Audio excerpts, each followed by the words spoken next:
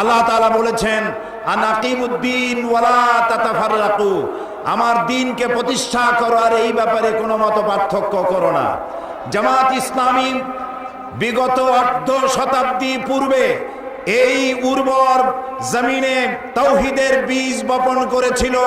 সেই বীজ থেকে চারা উদ্গত হয়ে সেই চারাটি আজ শাখায় প্রশাখায় পত্র পল্লবে ফলে ফুলে পরিশোভিত হয়ে বিশাল মহিরুহে পরিণত হয়েছে।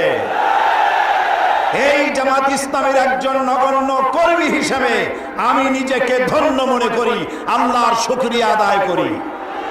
জামাত ইসলামী দ্বীন প্রতিষ্ঠার প্রচার প্রসারে বিগত অর্ধশত বছর ধরে এই দেশে কোনো হাঙ্গামা, কোনো মারধর, কোনো সন্ত্রাসী তৎপরতা চালায়নি।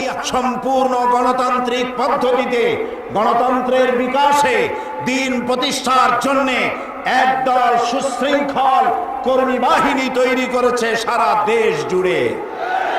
এই সুশৃঙ্খল কর্মী বাহিনী এবং জামাতের মজবুত সংগঠন বাম এবং রামপন্থীদের ভিতকে, কলিজাকে প্রকম্পিত করে দিয়েছে।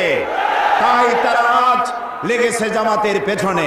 জামাত ইসলামী বিগত 4 বছর 3 মাস সরকারের অংশীদার থেকে অংশীদারিত্ব গ্রহণ করে এই সরকারের সাথে থেকে রাজনীতির চর্চা, গণতন্ত্রের বিকাশের জন্য বিশ্বস্ততার সাথে কাজ করে যাচ্ছে। জামাত ইসলামী মাওলানা মওদুদীর সাথে মতবিরোধ থাকতে পারে, কিন্তু জামাত ইসলামী কোন ইসলামী দল নয়, এমন কথা পৃথিবীতে কোন বেয়াদব আজ পর্যন্ত বলতে পারে না।